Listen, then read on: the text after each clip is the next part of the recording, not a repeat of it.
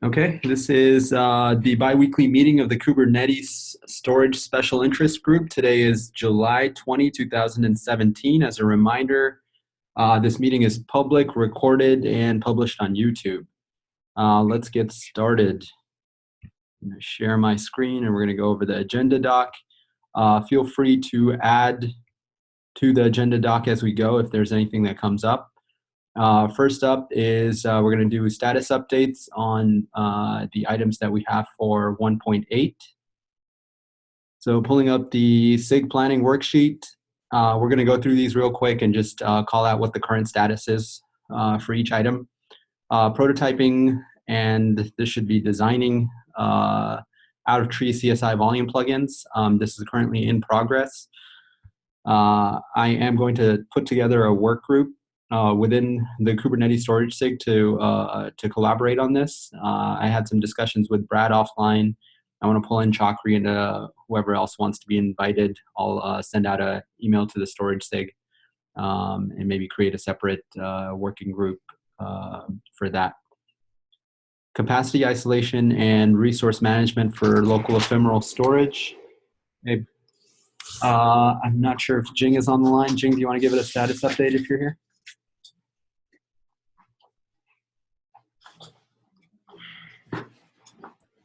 Hello. Yep, so I can hear you. Thank you. Yes, it's in progress. So I create a sheet also in this page, resource management, and have a list of tasks. And so I assign a couple of to me. It's not completely finished yet, and also the committee member, another committee member also will contribute. And anyone interested in this area, please also let me know so we can split the tasks. So this is all the tasks we target on 1.8. So Michelle, do you want to give an update about what's going on here with feature implementation tracking?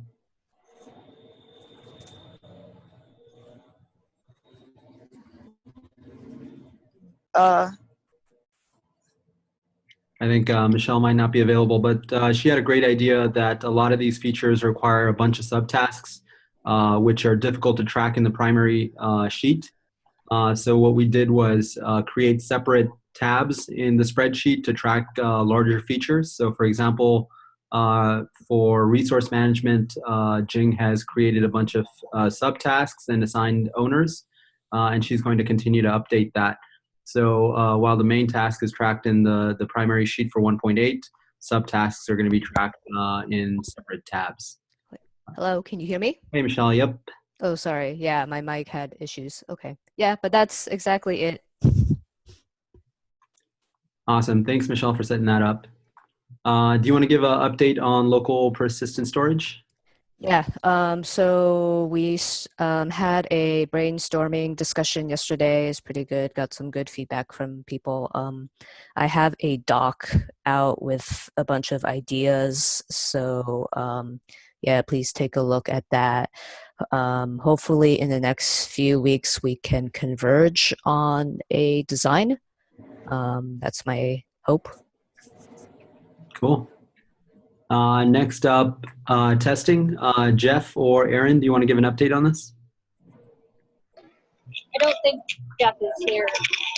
He's on PTO this morning. So testing, I think the last big PR that needed to be merged has been merged. So we'll be reviewing what's left in the spreadsheet and continuing on with looking at the shared test environment with the CNCF.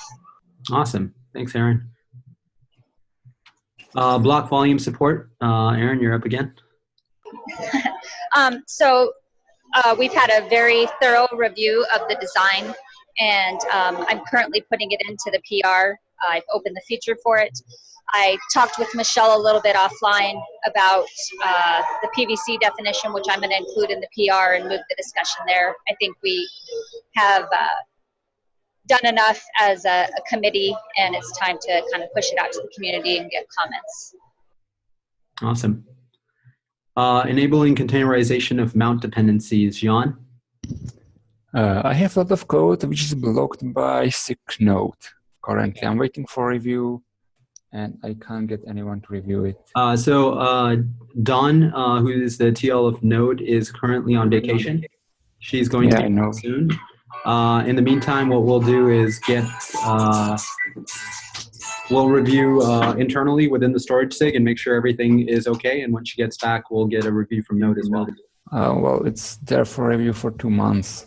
Yeah, okay. I was on SIG meeting several times. It gets postponed and postponed and postponed, and nothing really happened. So, Saad, I sent you an email about this. I was trying to escalate it a little bit because we've been kicked off their agenda about 4 times. And it's from Node. Yeah, and they blocked us on the 1.7 work for this, and then said let's the earlier in the cycle we can get a review, the better, because it's going to turn up to be like the end of 1.8, and they're going to be well, this is too late. We can't review it. But all that, I have some people on our side that are starting to push. We were going to try to have a meeting with Ish possibly this week just to discuss this. But any thing that you could do on your side to get that call, to form. I mean, I know Dawn leads it, but maybe there's some other people in the Node SIG that could sign off on it, or at least. We'll see if we could pull in some folks to take a look at that. Michael might be able to help us find some folks in Node to review the containerization of mounts. Okay, cool. I should talk to Adam Worrell. Okay. We've postured it as like just something we need to do end-to-end testing. So we've pretty much like stripped all the juicy bits out that would, functionally be fun to just testing work, and we're trying it with that approach. So maybe you can use that for leverage. Like we just want to run our tests. Is this also including the mount propagation? It is. That's the part that they're sketchy about. I think actually, we need mount propagation for more than just testing, right? Yes. We need it for CSI, we need it for local volumes. So it's, I think, more than just testing where we need this. Yeah, absolutely. But testing is such a fundamentally obvious use case and so essential. I figured that would be like a good shoehorn. I was a little hesitant to bring all that other stuff up and then have them panic. But you're very right. There's a bunch of other features that could use this, and we'd love to have those features too.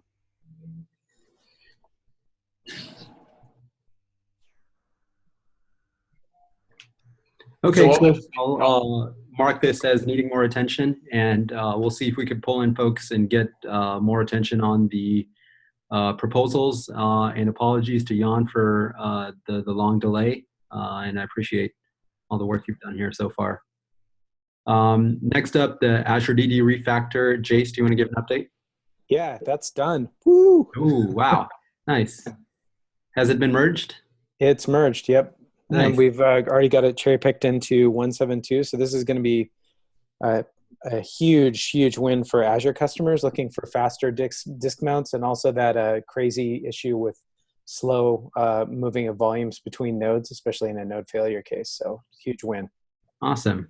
Glad to hear.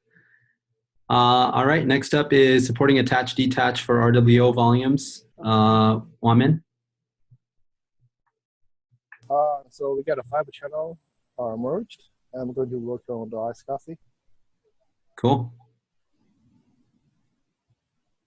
One thing I want to be call out here is let's make sure we don't inadvertently end up with regressions.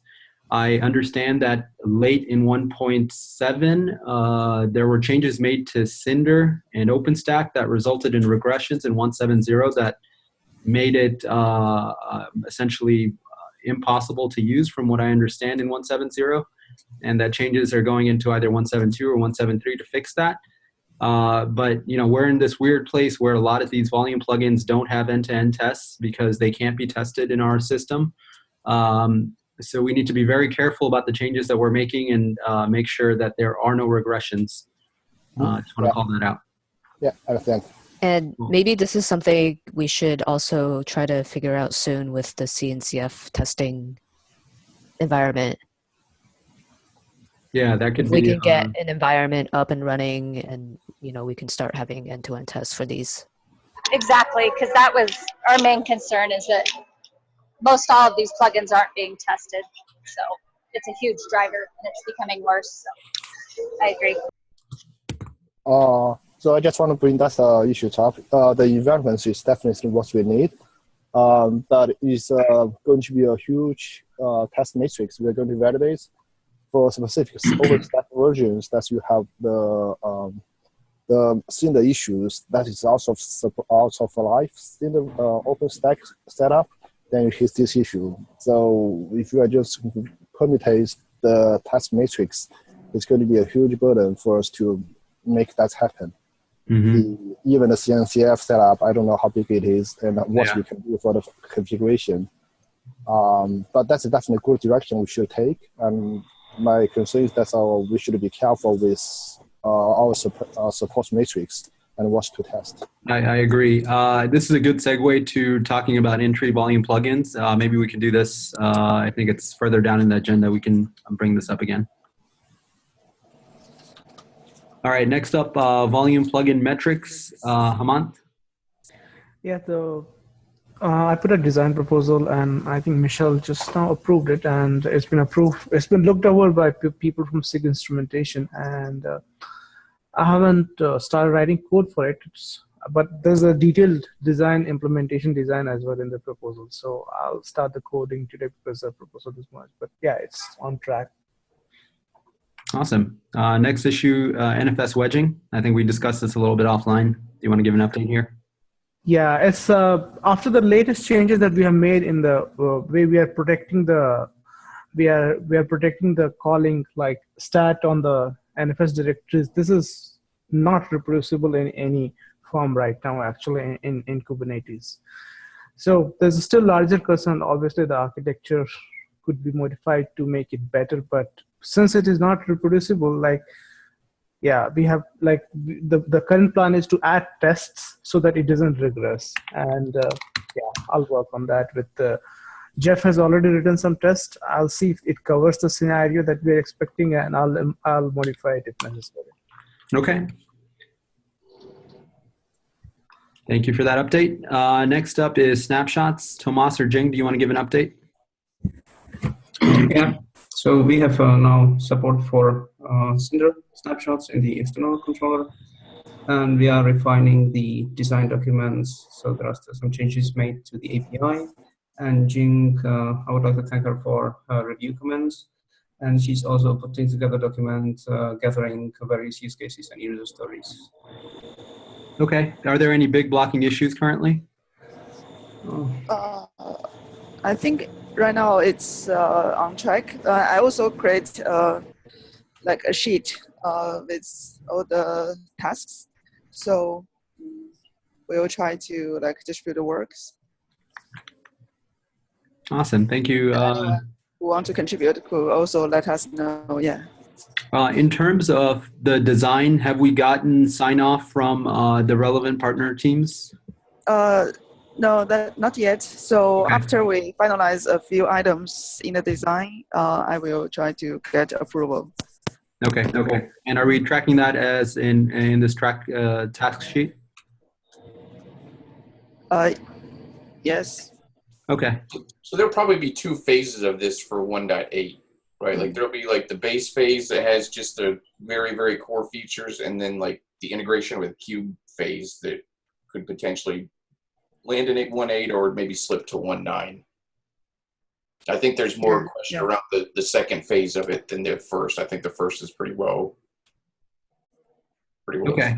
So I said this before. I think my biggest concern around this is that I like the idea of fast prototyping and making sure things are working and getting something out there to get feedback on it.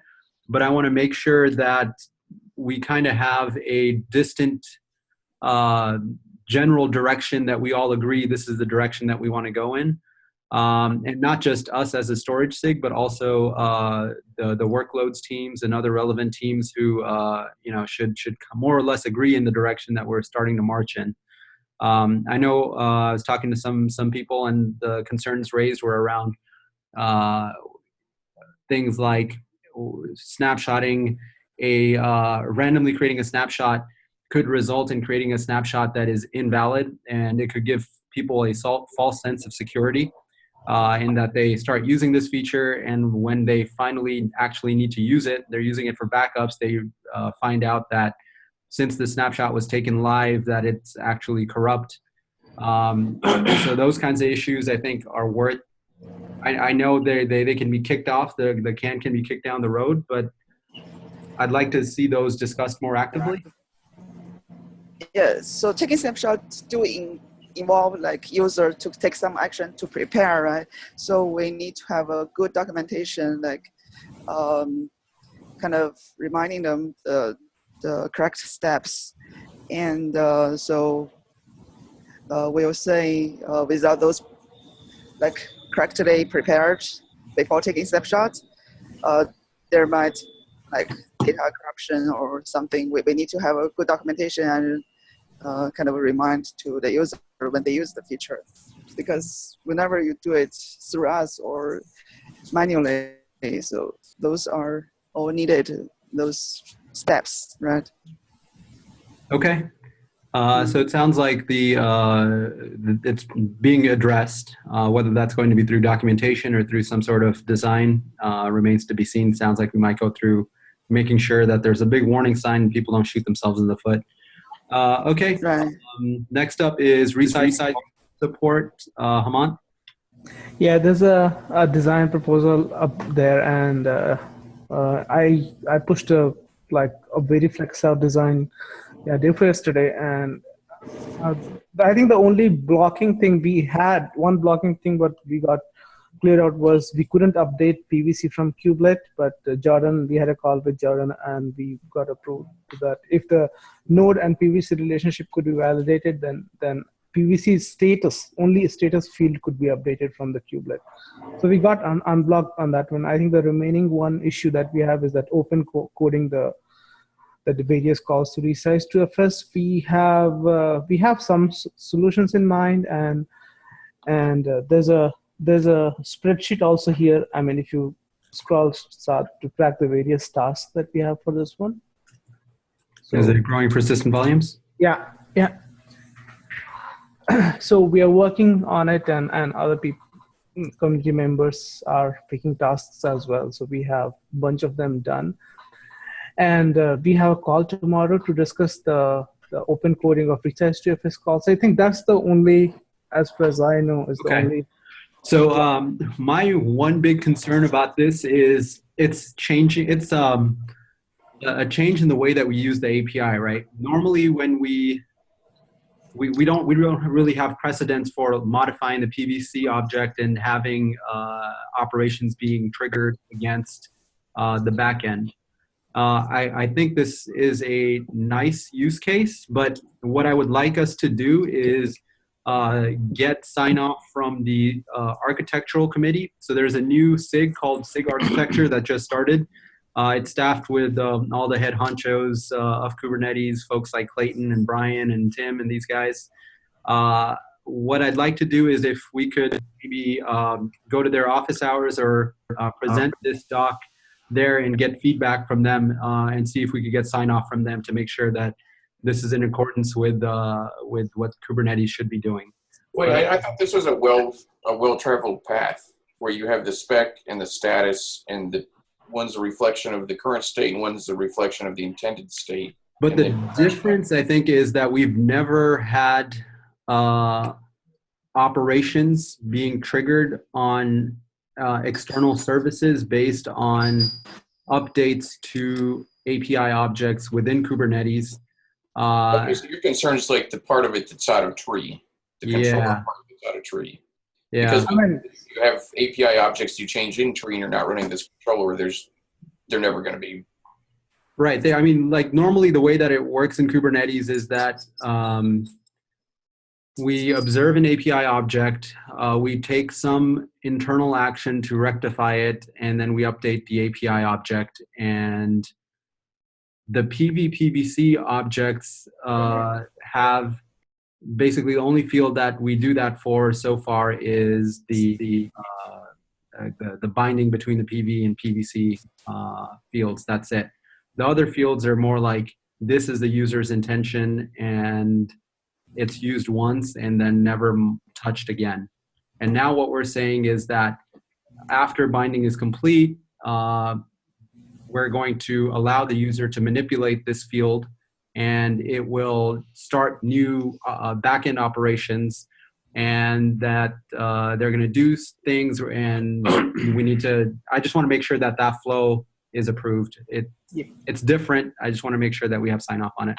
Okay. I just want to quickly add that we do have precedents for doing that. If I'm not wrong, like load balancers and security groups are as well updated in response to, like, if you change something, and if you, those objects, like we make calls to add additional nodes to security group that Kubernetes maintains. So it's not. Yeah, I mean, as I was talking through it, I was thinking about things like attach and detach. Mm-hmm. Really, they kind of do that to a certain extent, where we are observing an object, we're calling out to a backend which is not part of Kubernetes, and then we're updating internal state.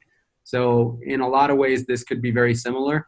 I think the difference here is, what is that internal state that we're going to update? Is there status being reported back to the user? And what happens if this operation fails? And how far do we go? Are we going to unmount the volume and grow the partition and then remount it? We're not going that far. We're going to cut that out of the phase one. It's too controversial. Yeah. And so then the question might be like, is it even worth doing if we're not going to do that, and if we don't have a path towards that? Yeah, well, so the plan is to do the cloud provider. So this was Tim's idea. If we do the cloud provider control resize and skip the file system resize, that gets, you know, most of the network attached storage. File system resize, we could come in as our second phase and do it. Right? We definitely want to do file system resize at some point, but the question of where to do that and how to do it was too thorny. Okay. So if, like, again, like, I would request people to read the proposal again. I think apart from open coding the calls to resize tools, which is an issue, but it's not like, it's not a deal breaker. The way I see it, there aren't any major issues with file system resize in the design as well. So we have, like, and I have put all, like, every step is documented. It's okay. That's fair. I mean, I need to go and look at the doc again. My big feedback was, let's make sure that we get sign off before we do it with Storage SIG. Would you guys be completely against talking to SIG architecture or running this by them? That's fine. I think that's fine. Yeah. Okay. And also I have added like 2-3 use cases that we got from real customers in the document, like that people wanted, like real use cases, and yeah, I added them in the proposal doc. Hey, one thing I think it's important, and this is really just about how we view the role of SIG architecture. I'm one of the leads on that SIG. It shouldn't think of it as like a stamping approval body. It's really just, as a community, we're aligned around trying to make sure that we have consistency over time. And so these questions that are getting answered, and that's really what we're trying to accomplish, is just to make sure that we're asking these questions, because there are other mitigating factors. Like if we're relying on certain implementations of the cloud provider, and that's in the process of being broken out completely by 1.9, there may be all sorts of downstream implications of those repo breakouts in these implementations that might not necessarily be totally visible from this particular SIG. So it's just aligning all of those various components in a row so that we can compare and contrast what the implementation details look like. So again, it's not about getting approval or anything like that. It's just like, let's look it over and make sure that everything's in alignment. But wait, I'm sorry to be confused. That sounds a lot like just talking to the architectural SIG and getting approval because they're a central place where, you know, I think the end of your statement was trying to make sure that everything's aligned. Doesn't that sound a little bit like talking to the architectural SIG to see if everything's aligned, and that invokes really kind of approval to some degree? I'm not going to sidestep the fact that there is an approval authority implicit in the SIG architecture charter. Okay, cool. But I also want to make sure that I've seen a huge anti-pattern in enterprise architecture that it's sort of the ivory tower architects, stamping and not stamping, approvals, and that's just anathema to the spirit of the community and what we're trying to accomplish. It's really about cooperation and partnership, but also recognizing that continued stability is a core concern of the entire project. Got it. So I understand. I think I promise that everyone I think in the storage SIG, I think we're still a merry band of pirates. So I think it works out really well. I love it. I love this SIG. This is All a right. great SIG. Thank you very much. That helps clear it up. All right, thanks, Jace. That was very helpful. But let's talk to the SIG architecture and make sure everyone's in alignment. To Jace's point, it's about visibility mostly. Make sure everybody is on the same page. All right, thanks for the update on that, Hemant. Next up is dynamic update of PVC, which we already discussed. And then exposing storage class parameters to end users, provisioning, configuration, and PVC. Jan.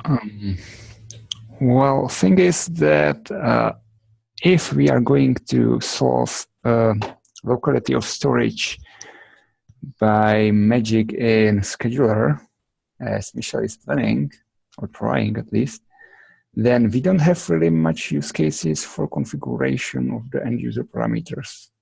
We planned it for distributing storage among zones mainly, but now we don't have use cases. What else need users? Wasn't there something about encryption parameters? This is in storage class. And for encryption, I would expect some high levels, secret management or something that's well beyond configuration of PVCs. I think it is still needed because there are countless knobs for different volume plugins. And if you want to have one storage class for each possible configuration, it's not going to scale. So you want to have the capability or enable users to be able to apply some of those parameters or override them. We don't have many knobs in internal storage plugins. Well, I can tell you about NetApp volumes. There are knobs for setting encryption, setting export policy, permissions, how often you want to take snapshots. There are thousands of knobs you can specify for different ones. Would you like to take over this design and implementation? Because Well, not take over. So Ardalan, I think where we've been struggling is just coming up with concrete use cases. Like everybody has the gut feeling that some of these, that these parameters are necessary, but from our side, we haven't had a huge set of use cases that we can point to and say very specifically, these are the knobs that we need to. So there's a few things going on in support of what Brad said. I'm sorry, Brad, if you had more, No, go ahead. First off, snapshots introduce a philosophical change in both Kubernetes and in how we interact with storage. And that, generally our storage subsystem is a matchmaking system that sort of is a control plane only focused set of functionality. And snapshots actually change the state of the underlying storage system to some degree and involves like tracking, and suddenly our tracking's in two places. And so when we initially started looking at snapshots, there was a lot of, even conversation about, should we be doing this at all? Is this the right place, or should this interface really remain in the storage administration infrastructure level? There's sort of two more things going on with them that I think are important to remember. And by the way, I was in NetApp for like 8 years, so I'm completely behind you about all of the cool functionality that goes on in snapshots. And I understand the power that you can really get into when you have subsystems that have been architected around them. But that said, one of them is that with Kubernetes, we're always wondering about the slippery slope of offering too much functionality that will, in the end of the day, the 20% of functionality that 80% of our users don't want or need, and adds 90%. Sure, and this conversation is not really about snapshots. It's more about volume creation options. Yeah. And there, it's quite common across different volume plugins. It's not limited to NetApp or other certain search providers. It's all about volume creation options and the ability for users to specify or supply them on demand. So I guess the point I'm trying to ask is, we want to make sure, and we've had another SIG already embark on a pretty expensive development effort where they did a lot of work, and then sort of as they peeled into it and did more of the development, the use cases became more and more vague. And in the end of the day, we're sort of now pivoting on exactly what we're going to be doing with all that functionality. We really want to make sure that we've got clear use cases to a wide branch of customers before we make changes to the API. And so if you've got them, let's provide them, and let's, really hash them out and make sure that there are things that are useful across Kubernetes, and not just, that's it, period. And that's the concern. Yeah, so we're not debating whether they exist or not. It's just a matter of articulating them on the design, making sure that we're doing the right thing, right? And I think that's all you asked, Carolina, is can you articulate some specific use cases? Sure. So it's all about volume creation options. You can, right now, if you want to do them, you have to define a storage class for every possible configuration imaginable. If you want to, enable, let's say, if you want to have if you want to set up IOPS, you need to define various storage classes for different ranges of IOPS. So for numeric values, you have a combinatoric explosion of different storage classes. So what we're suggesting to do is to have a way for users to supply some of the volume creation options through PVCs. And today, actually, volume plugin does that. You use PVC annotations to specify, for example, the file system type for the storage. So it can be configured. It doesn't have to be specified in the storage class. I don't want to chew up too much of this call on this design. I think it's a juicy rat hole. Can we move this off to a parking lot and maybe do a design cabal? Is this written up right now? Is what written up?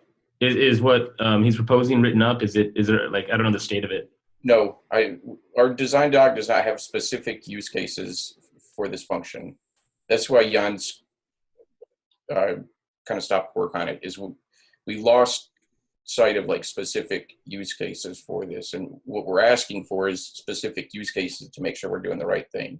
And it sounds like Ardalan has them, and it's just a matter of capturing them in the doc so we can move forward. Okay. Yeah. Why don't you guys just send an email to the mailing list and we can start a discussion? Okay. Sounds good. Cool. Okay, so we'll take this offline. Next up is improving flex volume deployment. Chang is working on this. I'm going to give more context at the end of this call about where this came from. A couple of items here is one, making sure that when a new flex volume is deployed, that Kubernetes does not need to be restarted.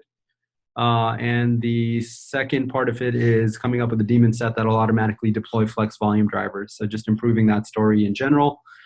Chang, if you're on the call, do you want to give a quick update on where you are? Yeah, just working on the prototype and design doc right now. Should have a design doc for review by tomorrow. Cool, thank you. Yep. Next up is fixing broken volume reconstruction. I think a lot of the bugs that we have, particularly related to mount unmount, have been around reconstruction because we don't have complete information. Chakri has been tasked with this item for this quarter. Chakri, do you have any updates on this? Yes, actually, one of our engineers, Shilpa, is working on it. He started looking into it, and we have 2 or 3 alternatives which we need to pick one. So she's on leave this week, but she'll be back in a couple of weeks, and then we'll work on it immediately. Okay. Yep. Do you want to send out or link the proposal here so that folks can start looking at it? Yes, let me do that. Cool, thank you. Next up is the host path volume type discussion. I don't think D is available for an update. We'll have to take a look at that PR to see what the current status is. Tim was the reviewer on that. Mount options to GA. Haman? Yeah, so basically it's a very small proposal that I have open, and it's like moving the annotation to field, and I have also added storage class because really in like where we needed this option most, like recently we were fighting some cluster issues and we needed this in storage class. So I have added this option in the storage class as well as part of the proposal. So I need some feedback. I think not many people have looked at the updated proposal for GA. So yeah, but it's like,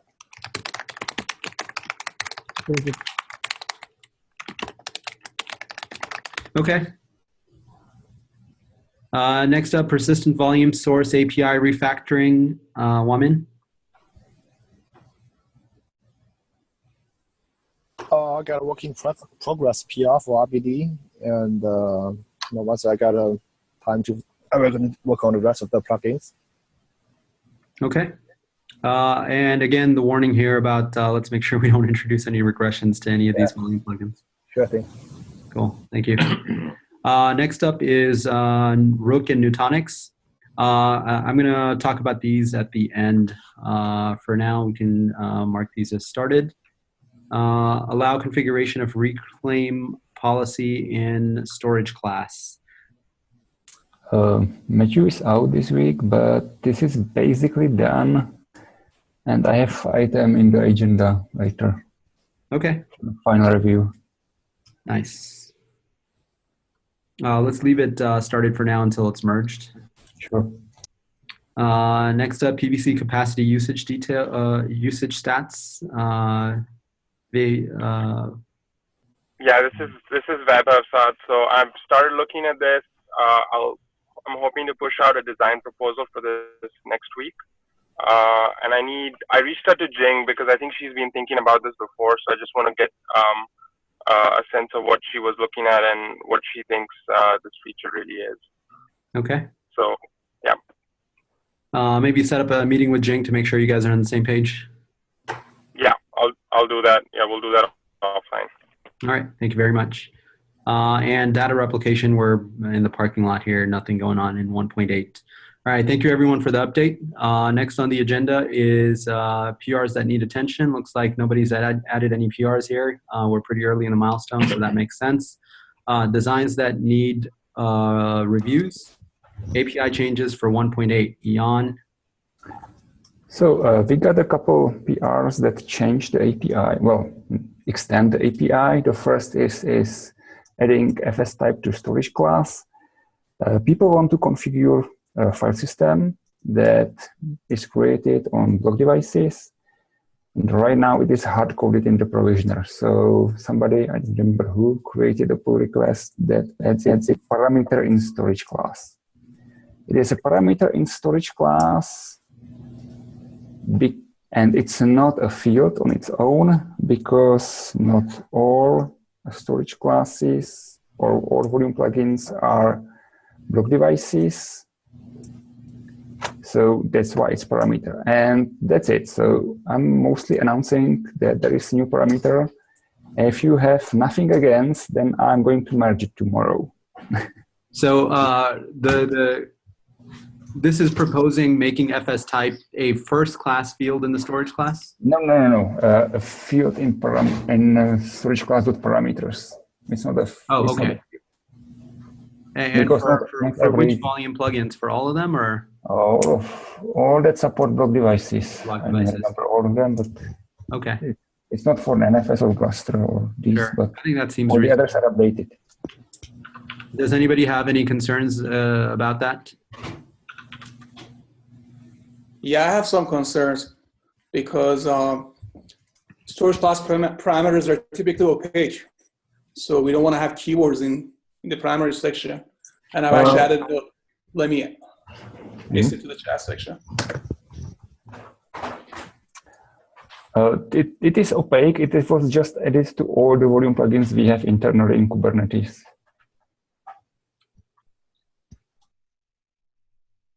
So my understanding is that a lot of volume plugins in their Kubernetes API today allow specifying the FS type for mount.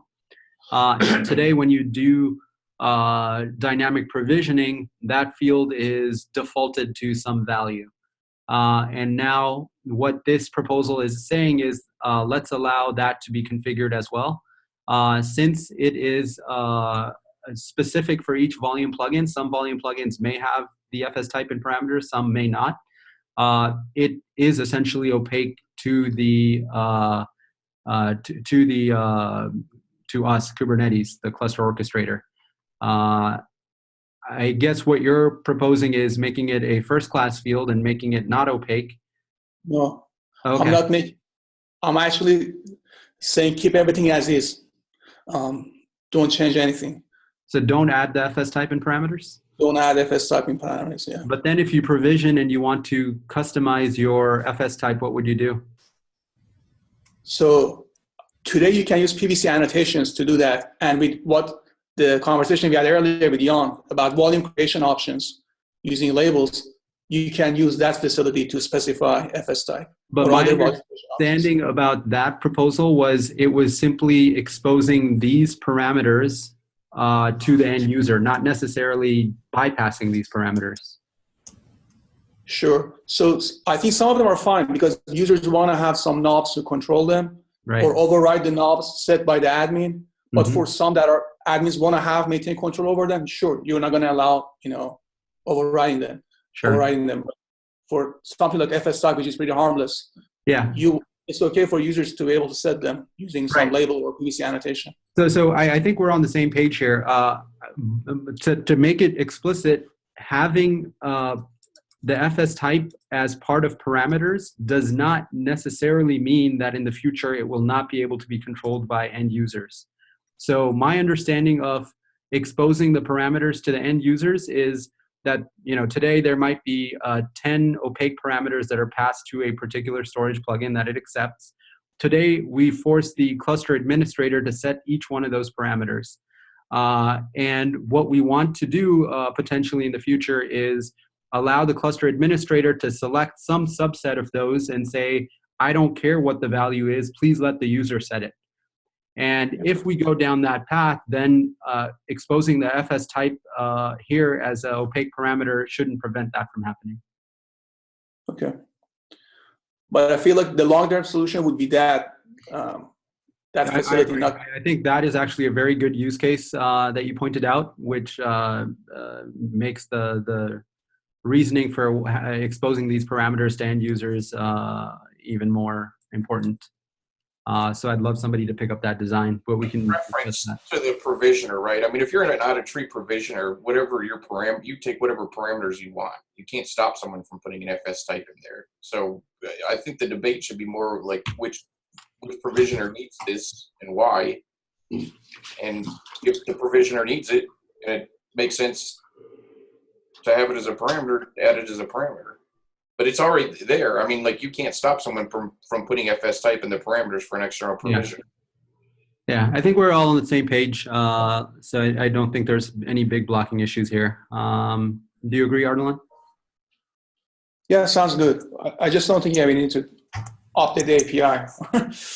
Yeah, I mean, this is opaque, so there's no updates. There's no API change. This is just a change to the parameter. All right, sounds good. And is the reclaim policy the same thing, Jan? That's a different thing because this is going to be a real field in a storage class. Okay. Because that's what every volume time, regardless if it is file system or block, should support. Basically, the storage class is being updated with a first class field for reclaim policy. Yeah. The reason it's not an opaque parameter is because this is a field that Kubernetes needs to be aware of. and it's not strictly used only by the storage plugin. That seems to make sense to me. Any concerns from anyone else? I've always thought reclaim policy on PV was a little nuts. I mean, shouldn't it be up to the user what they want to happen to their data? The way I see it is the cluster administrator should get first dibs. They get to set any of these parameters, the opaque parameters or these first class parameters. So a cluster administrator can define that I want my reclaim policy to always be delete. User can never override it. Once we have some mechanism to be able to override these values by the user, the cluster administrator should be able to say, okay, I want to leave this particular option up to the end user. So I want to leave the reclaim policy up to the end user, but we shouldn't cut the cluster administrator out. Could we call it default reclaim policy in storage class such that it could eventually be overridden by user? I think it might be worth thinking through that design. I think that's a good point. Since we don't have that design and nobody's actively working on how to expose these parameters to the end user, we could potentially paint ourselves into a corner by introducing this. Brad, do you want to make that comment on this proposal? Because it seems like it'll be closely tied to whatever that design is going to look like. I don't think that the users should define the reclaim policy, because when they delete the claim, they lose access to the data. If the policy was retained, then there is no way for the user how to get to the data. Only admin can. That is a valid point. That's a very good point, actually. Today, if you have a reclaim policy of retain, the PVC gets deleted. The PVC is the handler by which an end user can access a particular PV. And second point is that with retain policy, it gets out of the quota. So if the user wants to retain the data, he deletes the PVC, but it disappears from the quota of the user. Yeah. Okay, that makes sense to me. I withdraw any complaints about this then. I'm okay with this. Brad, are you okay? Yeah, I hate Jan and his stupid logic. All right, cool. We've got 9 minutes. Let's run through these fast. Mount options to GA. The main thing I want to discuss is whether if you're going to add it to storage class. We had a real use case where auto mount cluster FS option could have prevented certain problems, and if it could be set in storage class, then all the PVs get it automatically, and then basically it doesn't require a code change where we had to push a code change in Kubernetes to make it happen, because we couldn't do it in storage class. Now, the only, I think the controversial bit there is should it be a field on a storage class or should it be a parameter? So that's it goes to same discussion that we had about file system type. The proposal that I have put out is it puts it in a parameter to storage class, not a field. I think that's fine because, again, not all volume types support mount options, and the Kubernetes, it doesn't do anything with it. It just copies them to the PV, and then the volume plugin takes care of it. So, but the mount options aren't a volume source specific parameter, right? Yeah, it's not a volume. So I think that might be a reason to make it a first class field like reclaim policy.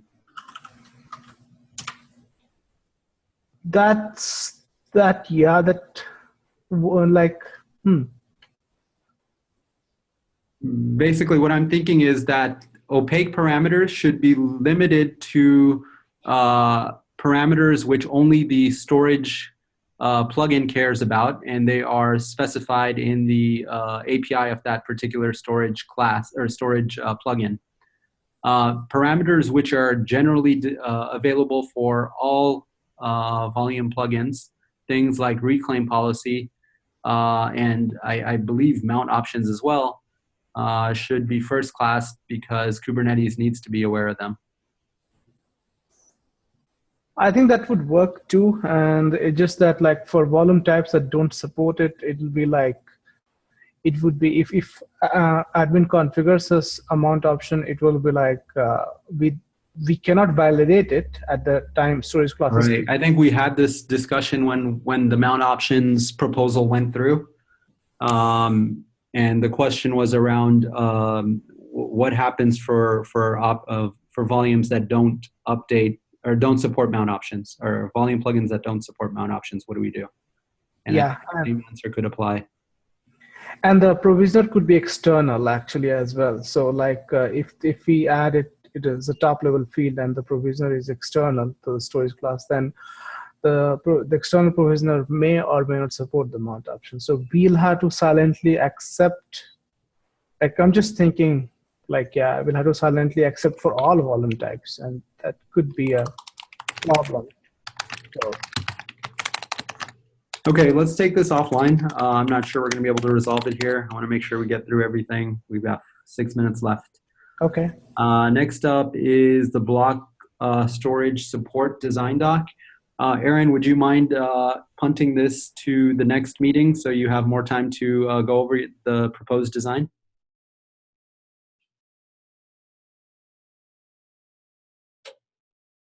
Yeah, that's fine. Okay, thank you. Next item is the future of in-tree volume plugins versus Flex versus CSI.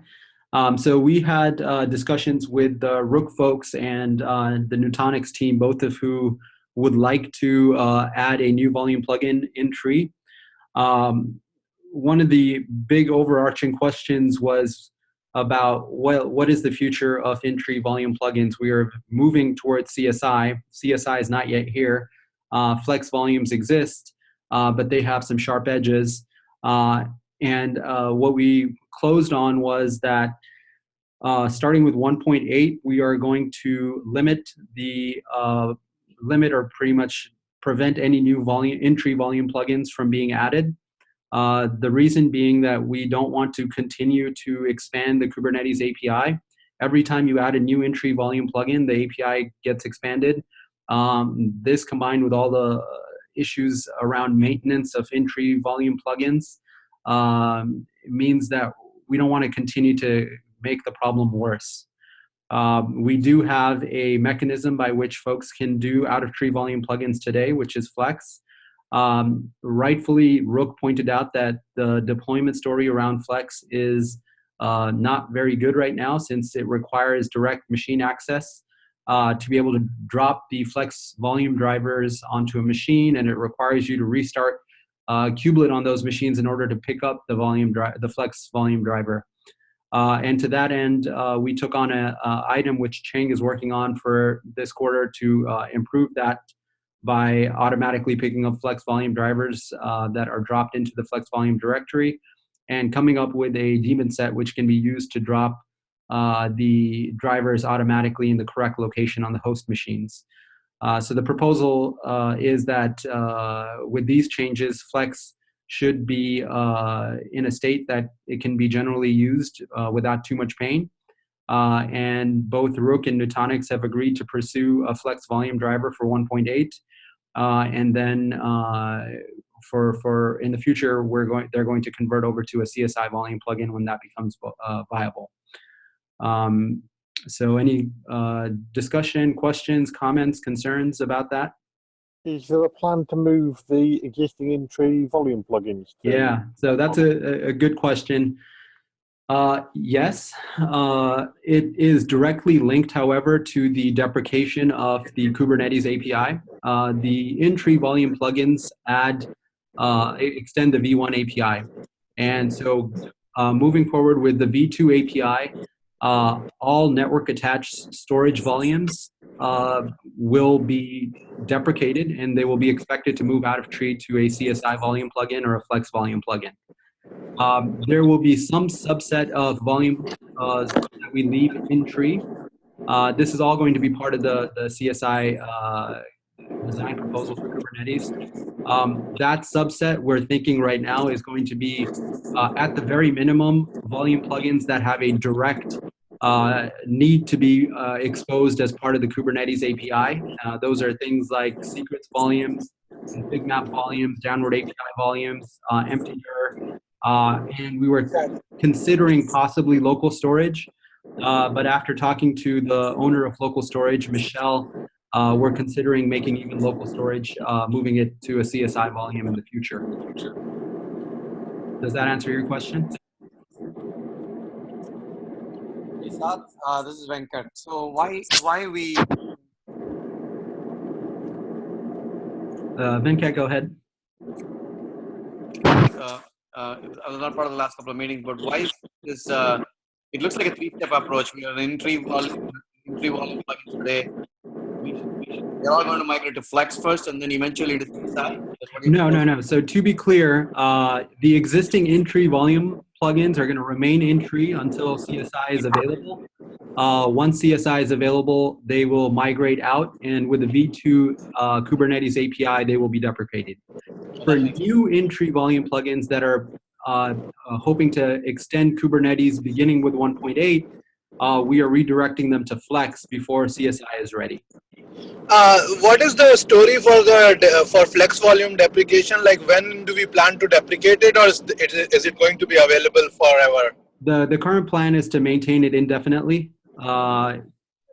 With basically keep Flex volumes as is, and then introduce a new volume type, which will be CSI, which will begin to take over the load. Okay, so we don't plan to deprecate it ever. Right. So like people can rely on it to be available. Yeah. Okay, sounds good.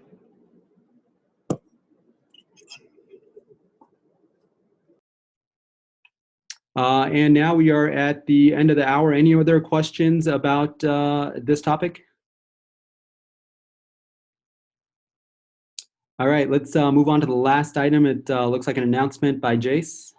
Yeah, just we still have release roles that need to be filled, so please take a look at that spreadsheet, and if there's something that piques your interest, join up. More hands, the better. So yeah, there's a lot of great leadership in the SIG. I'd love to see somebody from storage take up one of these roles. This is a great opportunity to give back to the community. Please consider it, and thank you for that, Jace. We are out of time. Next up is the community meeting. If folks are interested, join that. Thank you very much for your time. Thank you. Bye, guys.